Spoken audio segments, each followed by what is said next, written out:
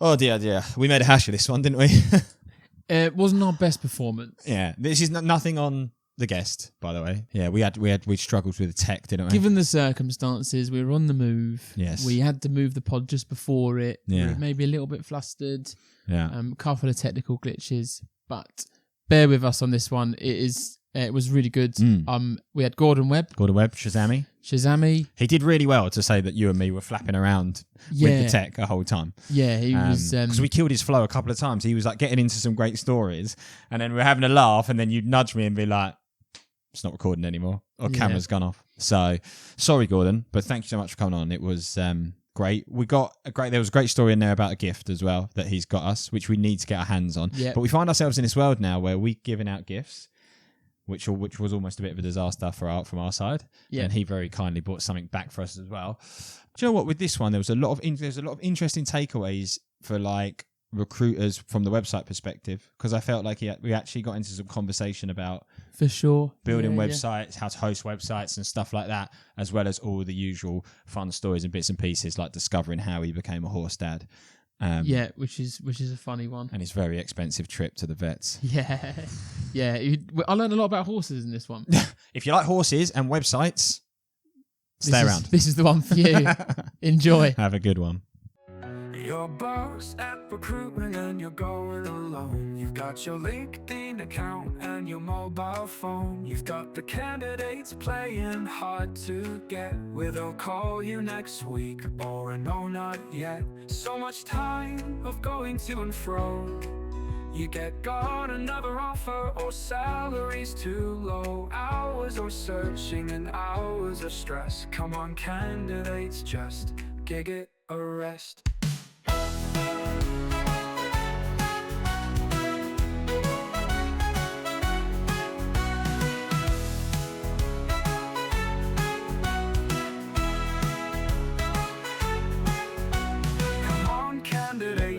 And everything like that, which I sent you before. Cool. Where we just start chatting shit and then we go from there. Perfect. Is there anything you want to cover? Or nah? No, happy to just talk about whatever. Yeah, nice. That's usually is better. That's usually do you know what? We've just had Michelle. Do you know Michelle, breathwork coach? Michelle Flynn. Yeah. Michelle Flynn. Yeah. We've just done Michelle Flynn in the little coffee shop at the back there. Did you? Yeah. Well. Okay. Right, I'll see you later. Did you hear what I Yeah, said? I did. Very good. And you throw me off there. What did you say? She said the same thing. She said no script is better. Yes, I think it She is. said Definitely. better. Yeah. You can prepare too much sometimes for things like this, I think. Yeah. Definitely prepare too much. So Nice. Have you been enjoying the expo? yes. Do you know what? Birmingham's not London. It's definitely smaller. Yeah. It's always been smaller. Yeah. But the people that come here, it's not as easy to get to as the XL. So actually when they come, it's 9 times out of 10 it's decision makers, and they've actually had to go out of their way to get here, get parked, get in. Yeah. So they're actually here for a reason. So Yeah. I always find Birmingham, yes, it's not as big, and yes, there's some notable absentees in terms of stands that are normally here, but we've had some great conversations. Have you? Nice. Yeah. Really good Yeah, conversations. I guess with London, it's so easy for them, people to be in and around their offices and go, yeah, do you know what? I'm just going to go, have a day out. Pop and along do for a couple of hours and Yeah. then you're back in the city again. Whereas out here, it's a bit of a hassle to Yeah. get out here. Do Yeah. you know? So you Yeah. need to bring yourself out of the business, get to one of the car parks or get the train in. So I always find the people that are here for a reason. Yeah. And yeah, it's the footfall's not the same as London, but you'll come away with the same amount of decent conversations. Yeah. Maybe speaking to half the amount of people. Yeah, You know? and So- that's what you want at the end of the day, because like, when you come to something like this, I mentioned you're laying out cash, aren't you? Yeah, exactly. To get here. Yeah. So you want to make sure you try and make it Yep. worth it. How is the new gig? Excuse the pun, going at Shazamme? Absolutely loving it. Loving it. Yeah. It's the tech that we've got and the way that we host the websites and Yeah. the freedom we give back to the agencies just in terms of being able to manage their own website. Yeah. All no code. So once Yeah. it's built, it's there. It's just like Canva. Yeah. So they can effectively go in, they can create pages, create landing pages, create new content. Yeah. They can dream it up and bring it to life where Right. normally you're kind of ham-shackled by a web developer. It's Yeah. cost, it's time, it's Yeah. effort. Do you know? Yeah. A lot of times you think of ideas that you want to do and then you never bring them to life because it's like you never get round to it or you message and you wait. So I just think the tech that we are building the websites on is and you see it from the customers every single day in terms of just you go in and you look at the website that we maybe launched with them 6 months ago, and you go in and look at it now, and it's not completely different, but it's changed. Yeah, nice. It's evolved. Do you know? And a lot of people get a website and it's just a shop window, and they don't do anything with it, and then they go, but the website doesn't bring me any clients. It doesn't, and you're going, because nobody's finding it. Do you know? It's not found. So we've had exactly the same thing recently, haven't we, with one of our users. He's paid $2,000 for a website, and then he's paying £100 a month to maintain it. He's a Giig Plus user, and he was like, can I just have my website in here? And we've just flipped it. Like, we've been a bit cheeky because we've taken a lot of inspiration from the original website and put it into Giig, but he's like now got that in his £40 a month package. And he said the same thing as you there. Like, I came in, thought I'm going to get a $2,000 website, I'm going to get all the trimmings. And then just like, he was like, it doesn't bring me any business. It's cost me $2,000 for the to create it. It's now costing me 120 quid a month to keep it up. Like, we do a lot of website reviews. And do you know, we shared it yesterday. We share it all the time when we talk to people, and we're not scared to put it out there. Most recruitment websites that you look at, forget the brand, forget the look and feel. That's when we talk to someone about changing their website, that's what they think about. They think about the copy, they think about the imagery. It's not about that. And when I talk about the structure, I'm not talking about the architecture or the infrastructure behind the scenes. The URL structures are the important thing. If you look at most recruitment websites, they don't use the word recruitment in their URL structure. So if you think about an agency, they do Gordan Webb Consulting, and I do engineering recruitment, I do construction recruitment, and I do oil and gas recruitment. You look at their recruitment websites will have a page that will say sectors or specialism, the vertical markets they work in. You click on that engineering page, and you look at the URL, and it will say GordanWebbConsulting.com/engineering. I don't do engineering. I do engineering recruitment. And on that page, they'll try and cram everything in about the engineering. But who are you talking to? Are you talking to the client, or are you talking to the candidate? It's two completely different audiences. It's hard to know who's hitting what traffic you're getting as well, if any. So the best structure is to have pages on the website, engineering recruitment in the URL, and a page dedicated to engineering recruitment, talking to the client, how you can help them with their recruitment needs. Then as an exact same page, engineering jobs. But now you're talking to candidates, so the rhetoric's different. You're speaking in a different, and it's all about the jobs that you do, how you can help candidates, and that little change. Honestly, every time I go on when you prospect and I go on and look at their website, first thing I look at is where's their sectors, what's their URL structure, and it's always the same. It's just the agency.com / and sometimes there's folder structures in there, which makes it even harder.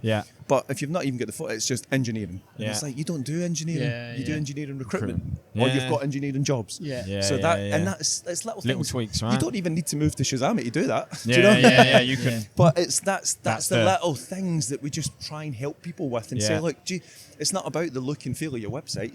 You can go and change the imagery and go and change the copy.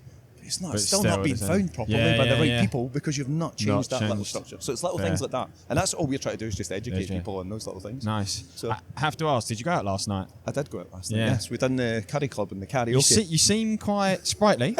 You don't... Do you know what? I'm getting too old for this. I was sitting this morning, I woke up at 7:10. I hadn't set an alarm, and I'd be glad I woke up, but I could have went back to sleep for another 7 hours. What time did you finish? 2. So you had 5 hours. So what's your song of choice? So last night I sang Sweet Caroline. Nice. And it's a crowd pleaser. With Stuart Bentley. I don't know if you guys know Stuart Bentley, but he was my Elton John. We did Don't Let the Sun Go Down. So I was George Michael and he was Elton John. Very nice. Did you get a good turnout? We did. It was full. So we sold 60 tickets. So whatever that was, we raised for charity as well through the Curry Club. 20 heads, are they? 20 quid a head. So and we had the professional DJ there who was absolutely fantastic, and he actually brought his mate along, who, it was obviously an Indian restaurant in terms of the Curry Club, but he brought his mate along who was like a traditional Indian percussionist, so he had the drum. And he had his turban on, and it was just fantastic. We didn't even know he was coming. Nice. And it was just such a nice touch at the start of the night. He just came out and started playing all the traditional music, and then he actually joined in when people were up singing. He was behind the scenes, like playing the drums. So it was really, really good. The karaoke and the curry in the... Yeah, so we had, normally the Curry Club was obviously sit-down meal, that type of thing. So, but because we had the numbers, then we just put a buffet on. So we had the buffet, we had the free bar for a couple of hours, and we had the DJ. Nice. And the karaoke, all in the same venue. Yeah, so it was really, really good. Where was it? It was in the Peg and Grill in Birmingham City Centre. Right, okay. How long does it take to get into? we got an Uber and it took us 50 minutes. It was ridiculous. The traffic was horrendous. So I think if you jump on a train, it's only 10 minutes on the train to New Street. Right, okay. There's not a station here though, is there? Yeah, there is. At the airport. Yeah, Birmingham International. Yeah, it's at the airport. Right, yeah. Makes sense. 10 minutes. Nice. To jump in. I need to do another one of those because we've done one each, haven't we?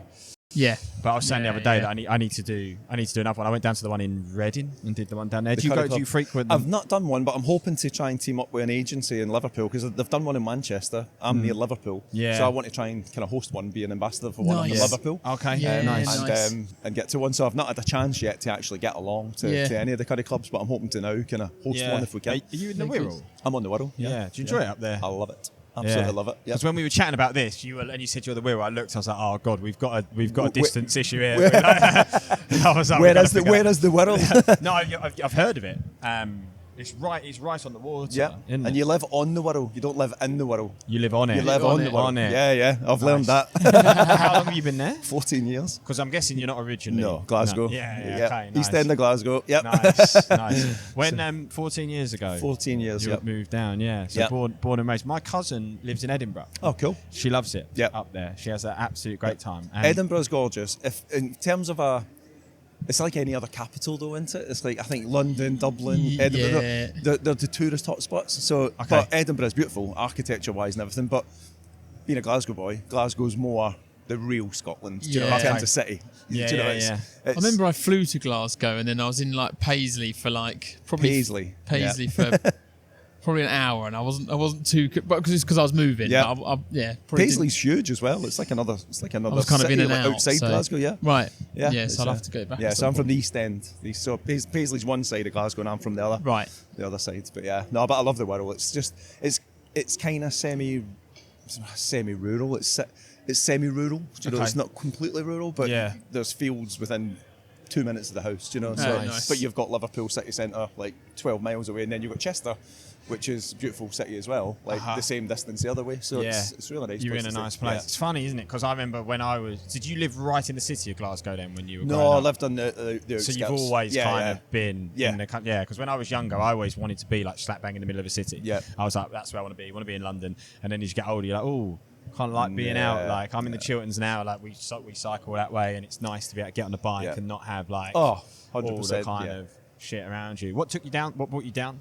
What takes any man away? Okay, the love of a good woman. You fell in love. Yes.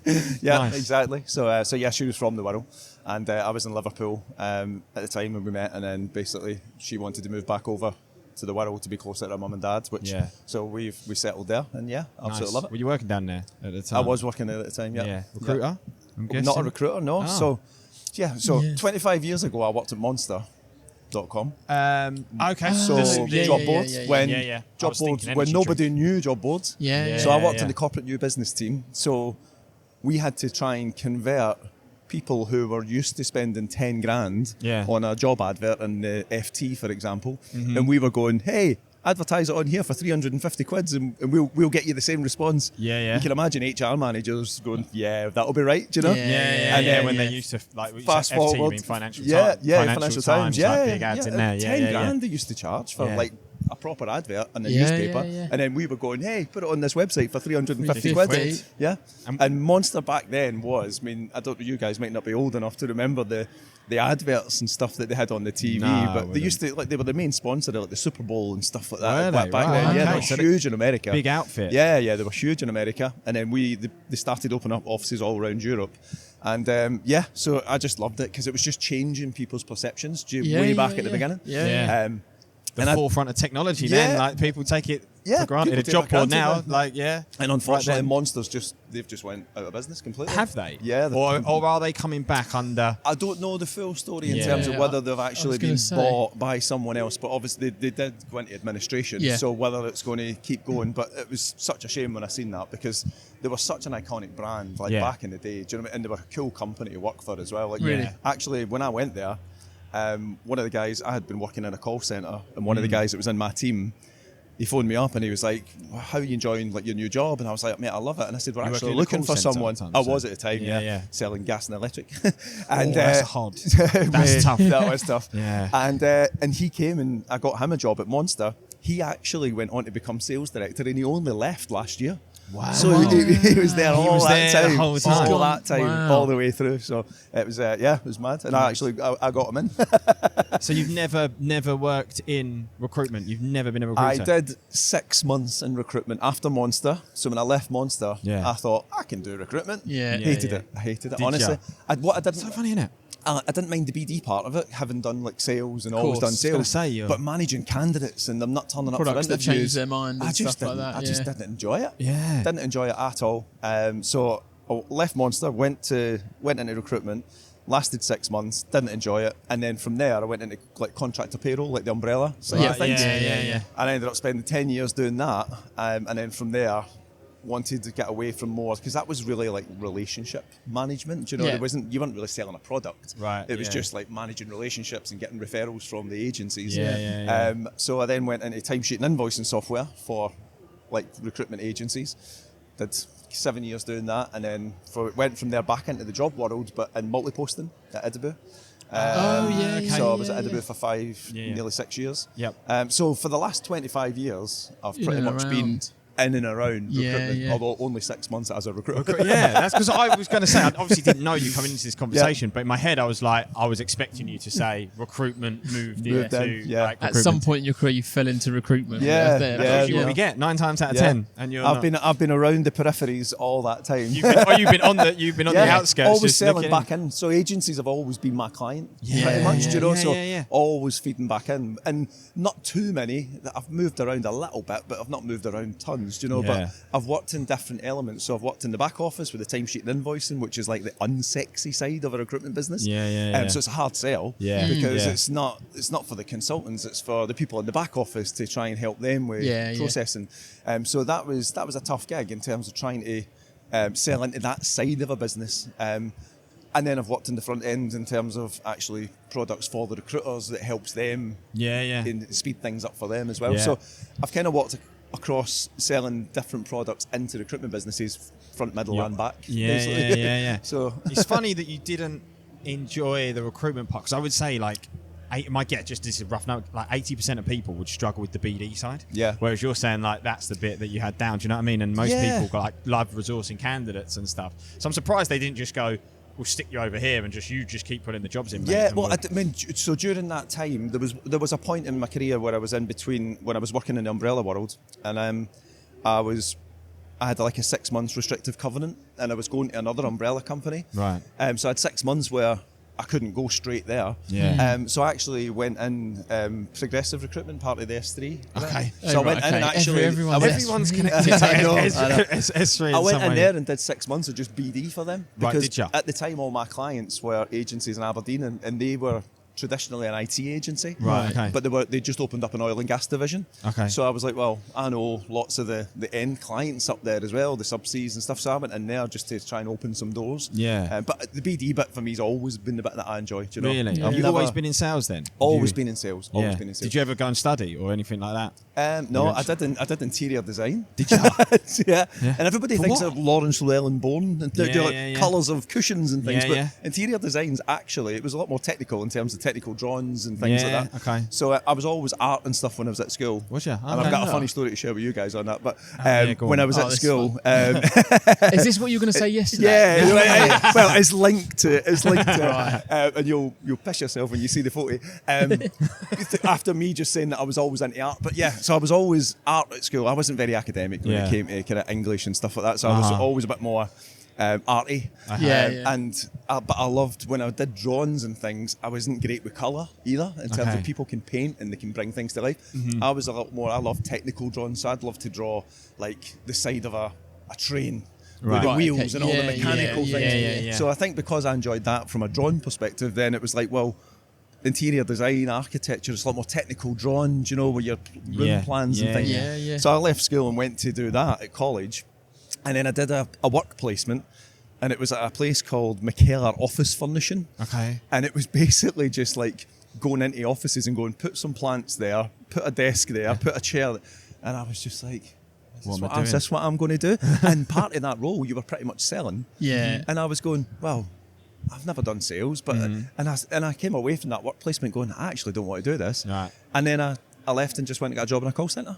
And then that was me. So I spent a few years in call centres, worked for BT, basically. Call centres is cutting teeth hard as well. BT, so basically just people phoning in and trying to upsell them. Yeah. Or actually outbound calling. And then did gas and electric as well, selling, basically just phoning on a dialer. Yeah. Just phoning people, selling gas and electric. And I done really well at that and actually became like a team leader. And then that's when I left there and went to Monster. Right. So I think because I've always been sales, then I've always enjoyed that. There was opportunities throughout my career to go into account management. I think I'm a really good account manager, but I get bored.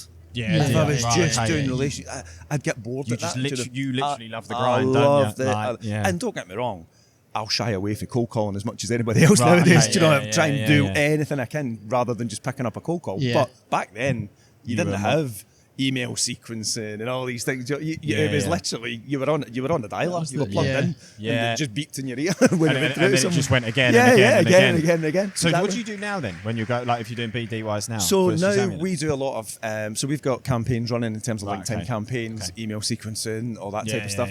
Still an element of warm calling, so actually kind of warming someone up, but don't sit there and just pick up the phone and bash the phone so much. But so a lot of outreach in terms of email sequencing and stuff like that we do as well. And just actually a big part of what we do is partner relationships as well. So referrals from partners. So we've built up like a partner community of integrated partners. So all the ATSs that we're integrated with. But then just referral partners of other companies that are around the same kind of, in and around the same. that are also selling to agencies. We might not integrate with their software, but like marketing agencies. So we're obviously talking about websites, and a lot of people are going, well, I don't know what to do with SEO, or I don't know what to do with this. So we'll refer business to marketing agencies because we don't do the marketing side. And equally then they'll maybe start working with us, and then they'll come across a client and go, oh, we can do this, Y, Z, and then they look at their site and it's a WordPress site and they don't know who the WordPress developer is, and they go, do you know what, get your site onto Shazamme, because then we can manage it all for you, and we can so go from there. So we've just built up lots of, so we actually get a lot of our leads now come from partner referrals. Nice. And they're That's good. The best way. They're good because you've got trust with someone else that's then saying, speak to these guys, do you know what I mean? So you got one yesterday, didn't you, from James Whitelock? Yeah. Like James introduced Andy to an agency of 14 who are on Bullhorn at the moment and was just like, consider these guys. And like I said to him yesterday, that's always the best when it's someone that they trust that goes, exactly. Give these guys some time. 100%. If they're working with someone already, if you're both pitching for the business and going in together, it can be a wee bit harder. But if it's their client and they've worked with them and they're going, we know these guys. You're halfway there. Do you know what I mean? So it's so much easier. And Shazamme are Aussie, right? Yep, Australian company. Have you been over there? I've not. And you need to get on that. Everybody keeps saying you need to go. I'm not that bothered. There's no sail. It's 24 hours where you can't sail when you're sat on a plane. I'm not always sailing. But no, I don't know what just it is. Get the air hostess. Like, I'm just. If I was going out there for a month with my family, I think it's one of those places you want to share it with someone else, right? Right. You go. There's places you can go for work, and it's nice to get in and out in a couple of days. But you're not going to go to Australia for a couple of days. Of course. So I think if the opportunity was ever there, I'd like to tie it in with a bit of a family holiday as well. Okay. Rather than just going out there for like a few days or a week and it's just working, and you see maybe nice things and you come back and you're telling your wife and your kids and go, oh, wait, I seen their life, good for you. Shut up now. Exactly. Put it away. So I think it would be nice to go out, but with the family as well. Have you been over Never that way been. before? My brother's been. He went and done a year after uni. He spent a year. Well, I say he spent a year in Australia. He spent 10 months of that in a place called Byron Bay. Okay. I know Byron. So he went to Sydney. He went from Sydney to Byron Bay. And he stayed. He stayed there. And I think he had 2 months left in his visa. And he was like, I better go and see someone else now. And if you know Byron Bay, you probably know what he was getting up to in Byron Bay as well. There'll be a lot of sitting around. Sitting around in a circle with all the other hippies singing and dancing. And well, all the rest of it. he got a job in one of the hostels, and he used to drive a minibus and pick people up from the hostels and take them to some nightclub, and then basically drop them all back off again. Yeah, you know what? That's the age to do it, though, right? He loved it. He absolutely loved it. He loved it. So we had Christian. Do you know Christian Matha? Do you know Christian Matha? He's like a finance guy. We had him on the pod recently, but he was talking about he was living in Ibiza, and his job was to drive the dancers around from nightclub to nightclub, and he was just like, and he said a lot of the time they were like 6'5" cross-dressing blokes as well. So he was like squeezing them all in the little car, just like and then driving them around. But that's definitely the year to do. I think you should, if you get the chance, mate. I think if I get the chance, it's not cheap. It's not. No, get the family on the back of it as well. Exactly. Get yourself and everyone I know that's been Spain loves it. You know, there's not. I think there's anyone comes back and goes, "Oh no, wouldn't go there again." Wouldn't go there again. But yeah, opportunity's not came up, and if it does, then like I say, Rick and Nicole, like the co-founders of Shazamme, no, Nicole's over here today. Yeah, she's tying this in. We're going over to the US for some work and a bit of a holiday with her daughter. Yeah, but they have come over here before, like flew in on a Monday and flew home on a Friday. Wow. Really? And it's just like, what? That's mental. Because the flight is 28 hours. Do you know what I mean? It's like, a lot of time. It does take it out of you. It does take it out of you. Mate, I don't know if you've ever seen any of our pods, but we've got a little theme that we do. Yes. Where every, do you know what, mate? I've hid it in the bag of rubbish. I thought I'd hide it in there. Where everyone gets a gift, and do you know what? There's obviously security to get into the expo. They pulled this out my bag and they were like, "Oh, this is wrapped. Are we going to allow it in?" I was like, it almost didn't make it, mate. I was like, "I can tell you what it is if you want." I don't think it's dangerous. I'll look at this and then I'll tell you. So the gift I made for you guys didn't make it. It didn't. But I've got a photo. And there's a reason it didn't make it. Okay, so, there's a story. Well, do you know what, mate? You're funny you say that, because this also almost didn't make it, because I was expecting 2 deliveries, right? This and some vitamins. And I got a message last Saturday being like, your parcel's been delivered, which I assumed was this. Yep. So I just left it, but I also did get a letter to say there's something at the post office. Completely forgot about that. And then the morning we were coming up here, I said to Andy, shit, that's not what this is. That's the vitamins. So we had to wait for the post office, didn't we? You nearly had a bag of vitamins. I was going to say, what are you trying to tell me? Get some vitamins? Get something in you. Can I open it now? Yeah, of course, mate. Absolutely. Yeah. I'm interested to see... I'm interested because this is relevant. When I told Andy what it was, he was like, right, okay. Because the hardest thing about it is figuring out stuff about people that you want to, like, stuff about people that you think is going to be interesting, I suppose. So, yeah. I'm intrigued. What have I won? Yeah, you've won an award, mate. 25 years. Lifetime Achievement Award. No, better than that. Should we take that back from you? Top horse breeder, top bloke. Love it. Well, I've got some stories to tell you about horses. Here we go. So you are a horsey guy, right? I've got that right. I'm not a horse. Yes, I'm a horse dad. Are you a horse dad? Yeah. Right. I should have got top horse dad. No, I love this. So I'm a horse dad. I've never ridden a horse in my life, right? Right. But I own a horse. Right. Or me and my wife are financially responsible for a horse. Yeah. Our daughter rides. Right, okay. So she's just turned 18, and she's got her own horse. And actually, today, when I go home tonight, the 3 of us are driving back down here because Horse of the Year show is on in here right now. Won. So that's the thing. I'll be taking that with me.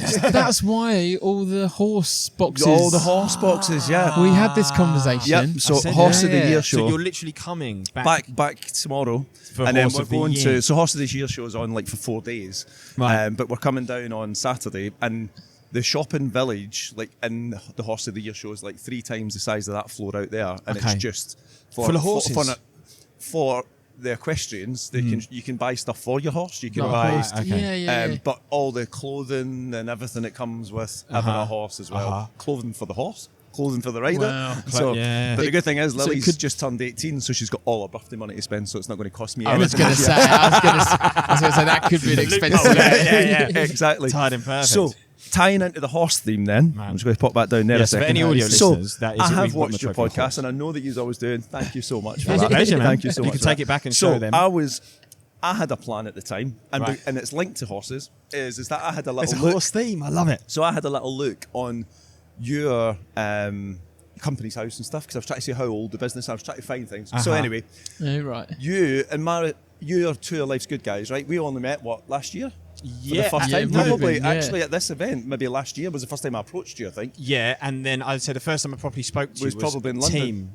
A team. We definitely sat outside on the thing at the team conference. Oh, the team conference. That's right. Yeah. So it was this year. So it was only this year. Yeah. So, and I think instantly when I spoke to both of you, I was like, I love what these guys are doing. 2 young guys, a lot younger than me, and it's just like, and I've just liked both of you since I first met you. So.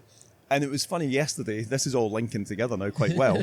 So, in my head, excited. and this is where you're going to laugh when I said that I was arty at school, because you're going to go, what? Oh, no. So, in my head, I was like, I want to do something nice for these guys. And the thing that kept coming to me is that I know you've not just started out in business. You've been going a good number of years. Yeah, it's been a struggle.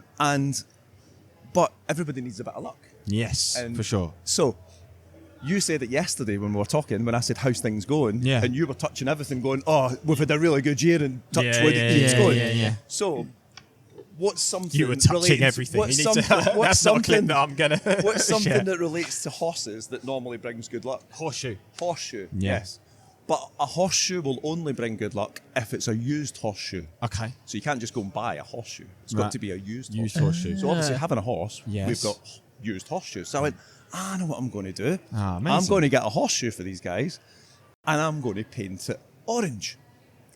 And I'm going to give it to them. This is incredible. And there's your orange horseshoe. Mate, that is excellent. that's class. I didn't. Mate, I left That's it class. too late. it didn't dry. And the paint wouldn't take to the. I went over with a wire brush and everything to clear. And when I was spraying the paint on, you can see how much just went on the cardboard. Yeah. But it just wouldn't stick to the metal. And I was going, this isn't what. And I'm like, I can't take this to them. That's like embarrassing. But it's still there. So anyway, when you said yesterday and you went, touch wood, luck. I was like, and then you don't save it. So then today, I said to my wife when I was coming in, I said, can you do me a favour? She went, what? I said, in the garage. I said, there's a bit of cardboard.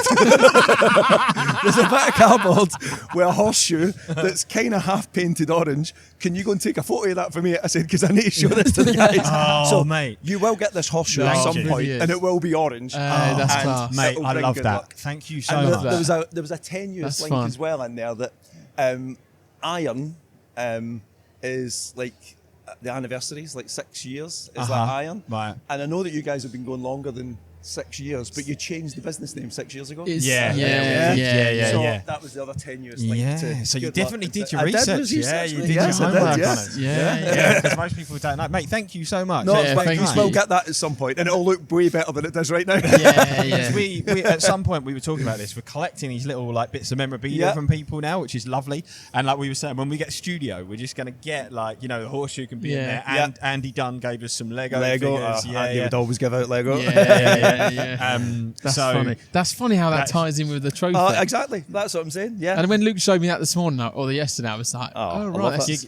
could be I'll trophy. put that up because Lily's got all her rosettes and stuff that she gets. So I'll get I'll that put up that, please do. right Please in the send us a middle. photo Oh of it well, next time. right next to all the rosettes. That'll be up there. So how did you become a horse dad then? Was that by? It wasn't through was choice. Are you so it's accident? It was an accident. No, well, Lily. So It was you a know mistake. what? Have you got kids? No, not yet. No. So you'll find if you ever do end up with kids that they'll go through phases. They might just like football was always my thing when I was younger. I just played football. Okay. Give me a ball, I was quite happy. Yeah. But Lily had tried dance. She had tried the brownies. She had tried swimming club. All the cheaper and stuff. all the things that I wish she was doing netball.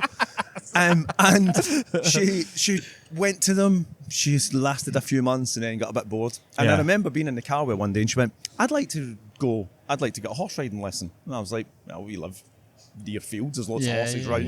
Yeah, we'll get horse riding lessons. So we started getting her some horse riding lessons. And then she was only 11, nearly 12 at the time.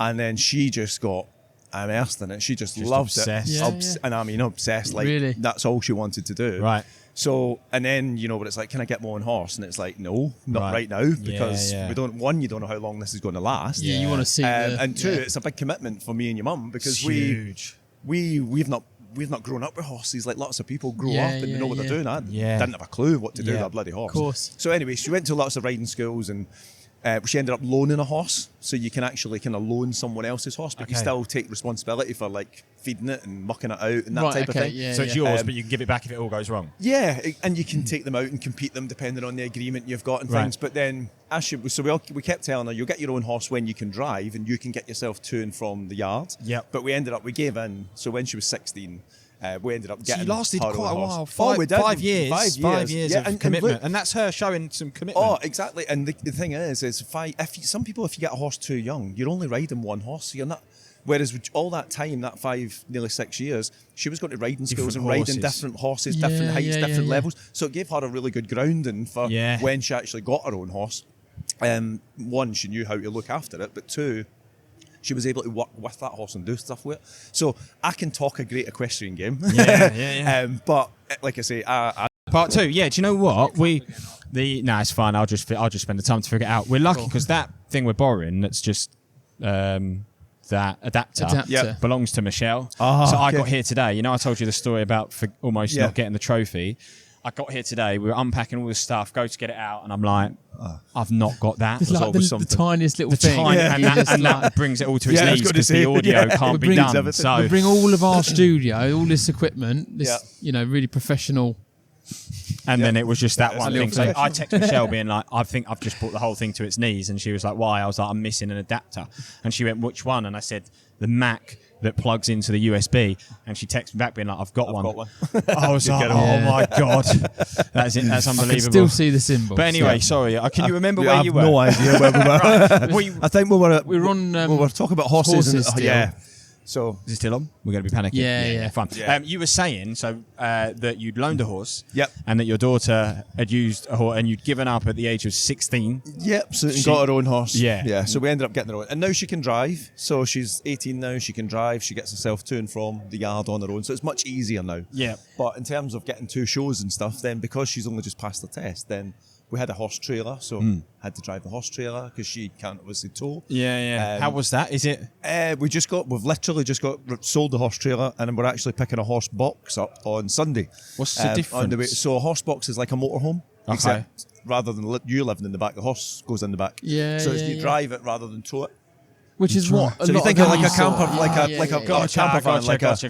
You see them on the motorway, and the horses are facing like the back. Yeah, exactly. So we had the trailer. Stupid thought. Then I've been driving for 30 years. Showing my age again, but I'd never towed anything in my life. Right. Yeah. So all of a sudden, I'm towing this trailer while living. Creature in it. It's quite an expensive living creature. And I'm like, and I was fine going forward and driving. But sometimes we'd turn up at these shows, and the car parks. You had to try and do a 3-point. Oh my God, it was a nightmare. Was it? Yeah. It's hard. If you've never towed, it's hard. All the other horsey people watching. And the judge. Exactly. Like, Dad, why are we going so early? It starts at 10. Well, it's because the car park's going to be empty. Sometimes, if she said she was competing somewhere that we hadn't been before and it was maybe half an hour away, I'd go and do a recon it. Just to see what the car park. I'll look at it in Google. Third time's the charm. Never had this before. You are the first guest where we've had a double outage. This is because I didn't bring the lucky horseshoe. Oh, don't say that. The sooner I get you that, the better. But the idea, the thought of you sitting on Google Maps, sussing out the car parks looking at the car. I used to say to people, "Have you competed at Tushingham?" And what's the car park like? What? They expect you. What's the facilities like? How big's the car park? I need to know. Can I do a whole loop at the end of that car park? Because when you get in, it's stressful. You obviously need the space to get a horse out, right? Yeah, so the car parks are normally quite big, but obviously if it's a big competition, there's a lot of people there. Like you've seen out there. Like there's loads. But here, they take the horses out, and there's whole stables built over there. I don't know if you've seen them. Really? No. Because the horses, they can only travel in the box. They can't live in the box. Of course. So you basically get to where you're going, and if it's like stay over like it is here because it's on for 4 days, a lot of them are just there and back in a day. But here, there's where all those horse trucks are parked out there, all really close together. That's because the horses are already off, and there's a whole there's probably about 400 horses stabled over there right now, if not more. Who's looking after? You look after your own horse, right? So you need to bring all the hay and all the food and everything with you. But these people, a lot of them are professional sales grooms and stuff, so that's their job is to just look after the horse while the riders propel themselves. So, but that's the dream for any horse rider, is to get to that level where you've got your own grooms and all that. So you guys are getting involved in that. So we're coming down to watch it. So it's got a massive retail village where anybody that's into horses can just go buy everything. But then the merch. They have a whole they have 2 shows during the day, one in the afternoon and one in the evening, and I think it's like 5 o'clock till 11 o'clock. And it's just there's the show jumping, there's scurry riding, which is like little carts where the horses race around the track. So the auditorium over there holds about 8,000. Wow. And it's all set up. It's honestly, it's absolutely Does brilliant. your daughter compete in anything? You get unaffiliated, and then you've got British show jumping. So a lot of people do unaffiliated stuff because what happens with your horse is when you buy a horse, if it's competed at British show jumping, then you get like points, and it can add value to the horse if it's winning things. So then you've got a step below that, which is like unaffiliated competitions where it doesn't matter how well you do. Okay. You can still win rosettes and things, but it doesn't affect the point value of the horse, if you like. So the horses have a point. But yeah. Oh yeah, it follows them. They've got like a passport, and if you start competing, like at British show jumping level, and that's what Lily's plan was this year. So she got the horse last year. She worked with it all through the winter. Yeah. She had him to the point where a lot of the outdoor competitions start around about kind of May, June. And in May this year, he got this thing called colic. And colic is basically something that can kill any horse, and it comes on really quickly. It's in their intestines. Any horse can get it, and it's basically they can bad just die. news. Yeah, it's bad news. He colicked in May.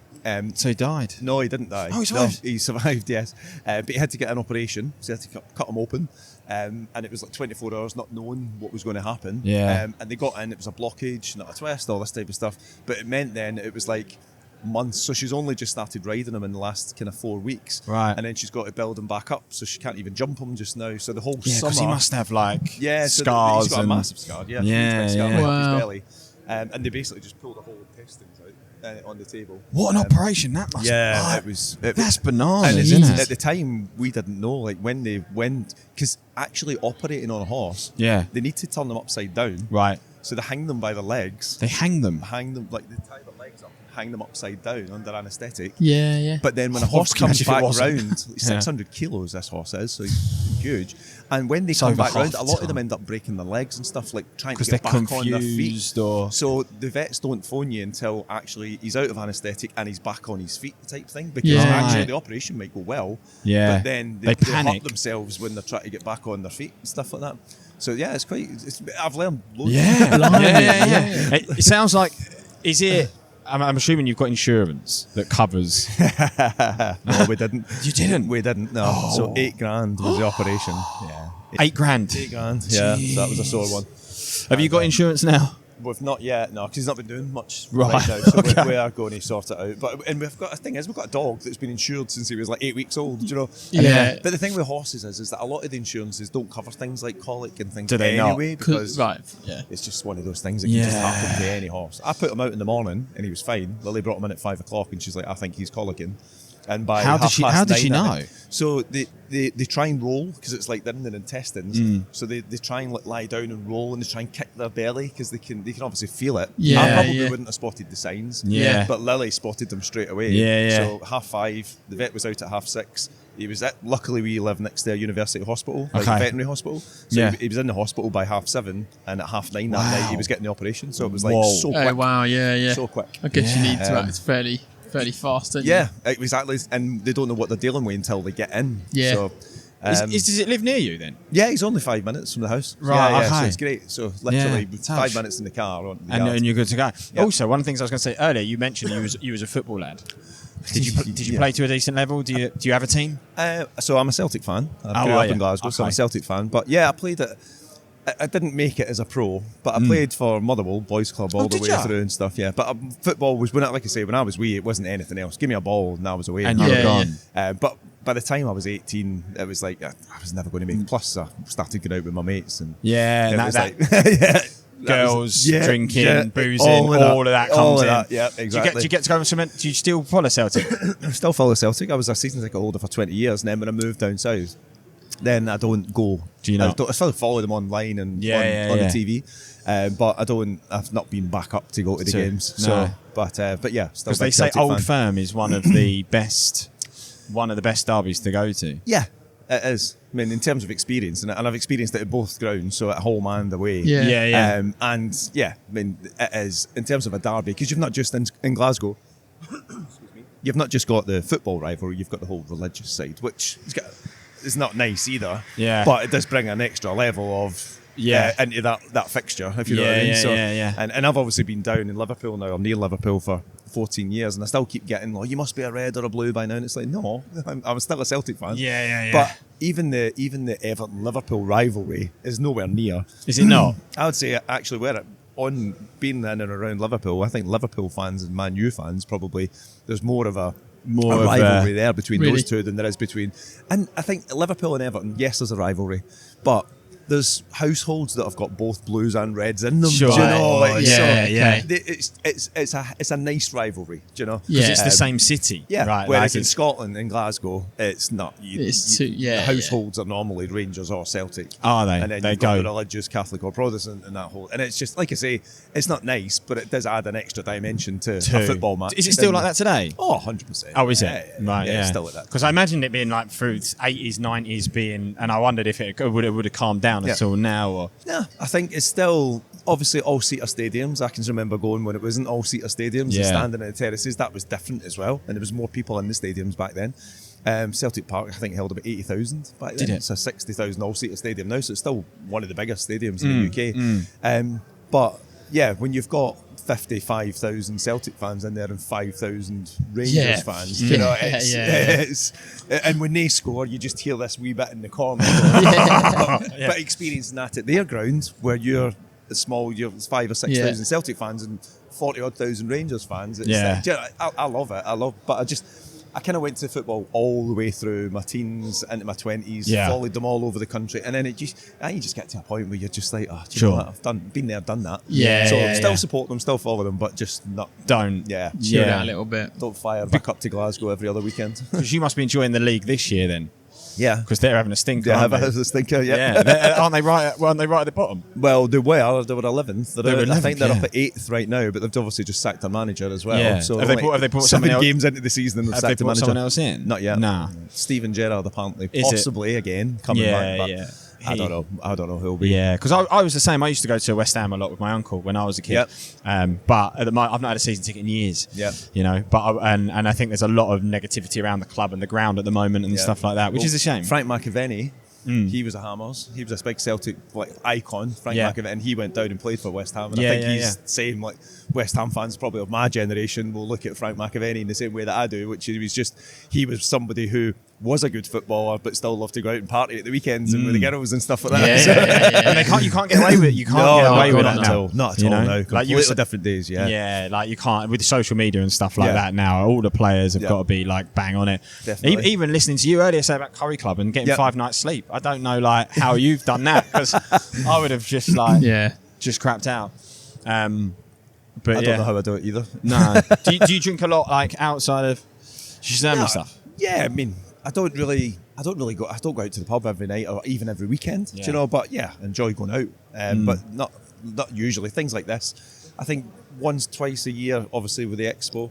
And it's just getting all those people. That's why we wanted to do the Curry Club. Because you get all the suppliers here and you see people and you maybe bump into them in different pubs but actually trying to get all of us. And it was mostly suppliers last night. There wasn't lots of agencies there, but just getting us all. And like I say, we collaborate with a lot of the people that were there anyway. Sure. So it was just kind of like trying to organise something where we can all go to the same place, all be in the same room, all have a laugh. Yeah. And then today, coming in this morning, like everybody's like, what a good night it was. And everybody's talking about it. Does sound really Whereas good, if you all just disperse to different hotels and pubs around here, you might meet up with people or bump into them, but last night felt like we all got together. That's good. Nice. That's good. Because I think that where we speak to a lot of recruiters, you were saying to me the vibe with them seems like they're picking up the Expo is a lot of suppliers now. Yeah. And I think a lot of them are like turning away just because they're like, I know that I've got all the tech I want. I know I'm just going to get sold to. Unless they're looking for something. Yeah, which is kind of good because it's... Yeah, and I think the thing is coming to the Expo, obviously, you've got the speakers. So a lot of people come and they don't even come and talk to the vendors. They just come, they go into the seminars, they get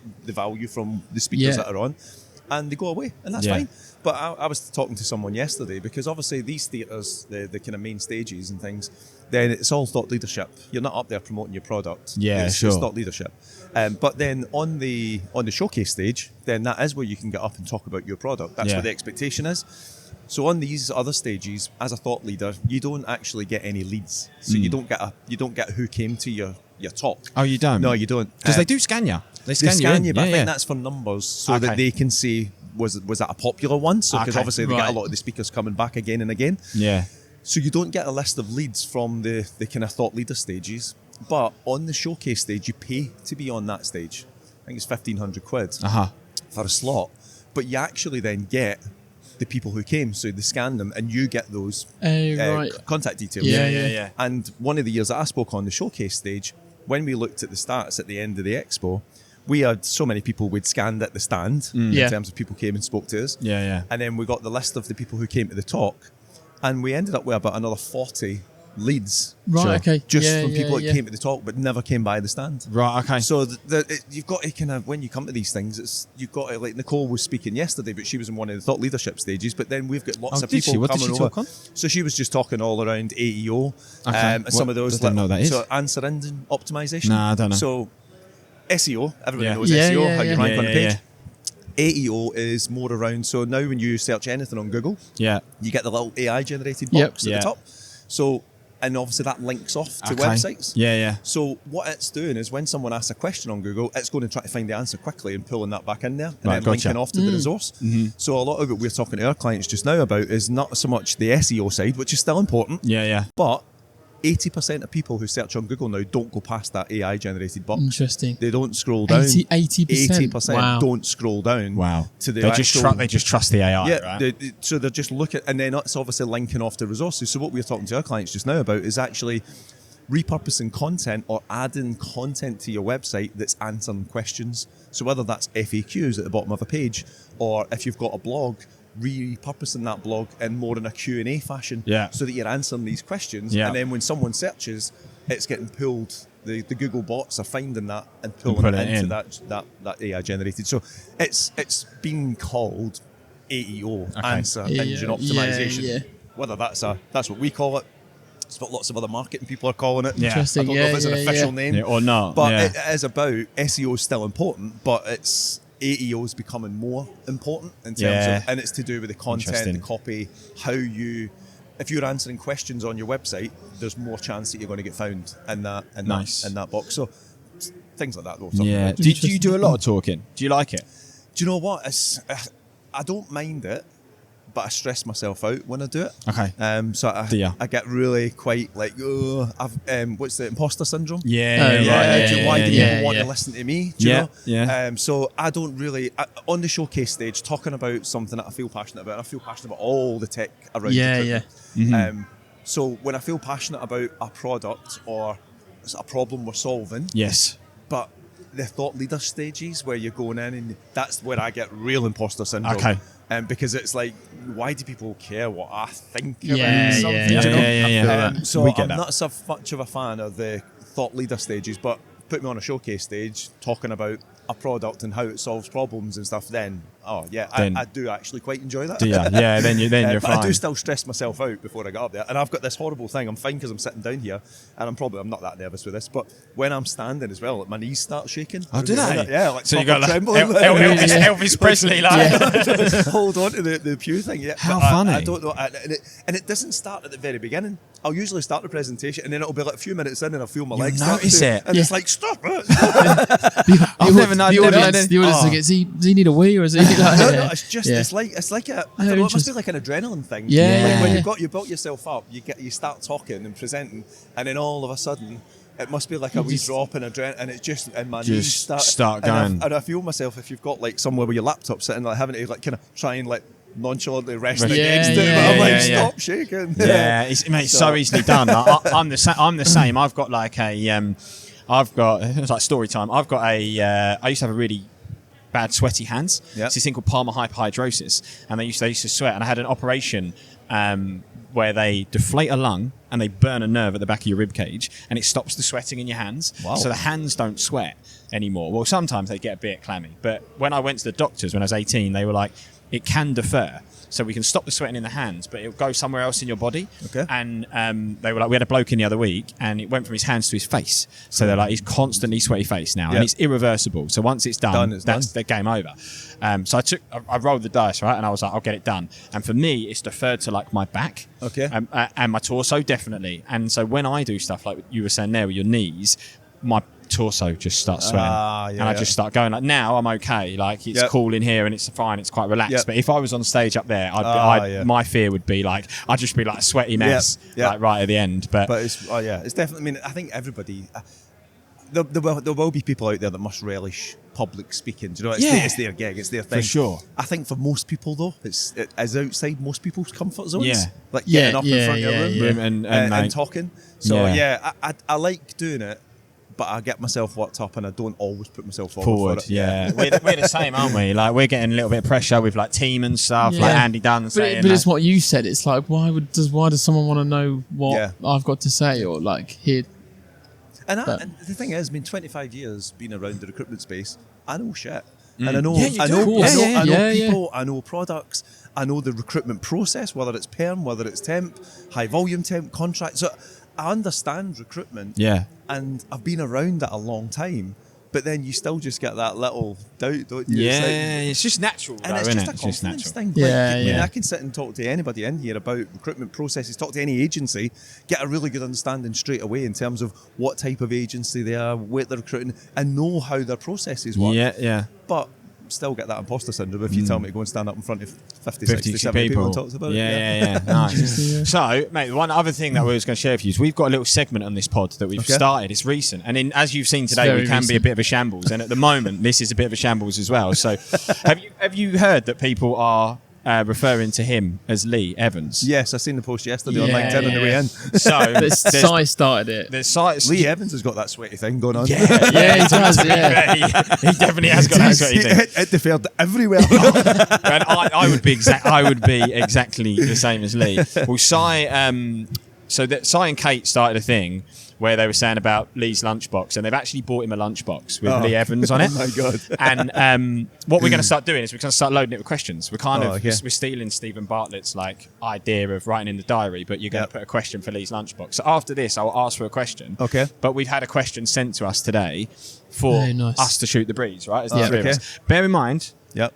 How would you describe the caliber of questions that we've had so far? I was expecting like thought-provoking questions. Yep. The first one we had was like, would you rather fight a fighter? It was like fight a goat or fight a koala or something, was it? Don't know who it is. That's all right. Yeah, the first question we had, it was like fight a goat every morning when you go to the toilet or something, and then, or would you rather box a kangaroo or something? It was very not box a kangaroo or fight. Right, it was one of those ones. So.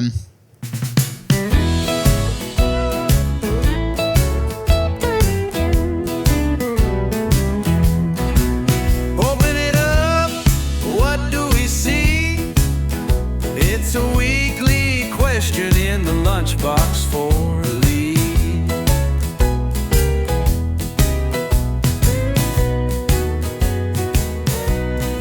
Open it up. I'll let you pick one or two, and we'll go for. Okay. What do you want? One or two? As in the first question or second question? Two. We'll go for two. So I've just had this one come in, and you'll see the caliber. An alien ship comes down, beams you up. Assume they are benevolent. They say, come explore the universe with us. We'll show you thousands of worlds and countless new forms of life and technology, but you can never return to Earth, nor can you call, write, text, carry a pigeon, anyone before you leave. Do you go? That's the question. No, I wouldn't. Well, Ben Vogel would have went. Would he? What makes you say that? Yeah, if you talk there, what was it? He rode across the Atlantic. He went on that first program, Castaway, where he was like literally put on a remote island for a year. Yeah, with nothing. I didn't get to Ben. Yeah, he's basically a yes man. He's like up for a challenge. So you're saying Ben would go? I reckon he would have went. Yeah. For me, never in a million years would I go. I don't. No, it's just like family and stuff, isn't it? Yeah. It's too. I'd miss everyone too much, I think, for me to go. Yeah, no, I'm not going. You got a horse to look after. You've got horses, you've got other things to do. Yeah, no, I'm not going to the moon. What was it, the moon? No, just anywhere. Explore anywhere in the universe. Yeah, would you go? So that was a pretty easy one. I'm excited for the calibre of these questions. The calibre of the questions are questionable. Michelle sent us one, and I'll get you to send us one as well. Yep, if you can, mate, it would be... amazing to get that horseshoe from you at some point. Yes, I will get it to you, and I might actually leave it on the bit of cardboard that's got all the because that makes it look a bit more arty as well. Leave it on the cardboard. You can have my project. We'll put it in the thing. Sorry that today has been such a start-stop, mate. No, it's been good. Piece it all together, and we'll see what we get. But it's been an absolute pleasure to have you on, man. Brilliant. And cheers. Plenty more opportunities for us to bump into you. Yeah. Sure, we'll be doing more. Amazing. Good. Yeah. Sorry, it was a bit of a shambles. That was a shambles. That was brilliant. Yeah. your mobile phone. You've got the candidates playing hard to get, where they'll call you next week or a no, not yet. So much time of going to and fro. You got another offer, or salary's too low. Hours of searching and hours of stress. Come on, candidates, just gig it a rest.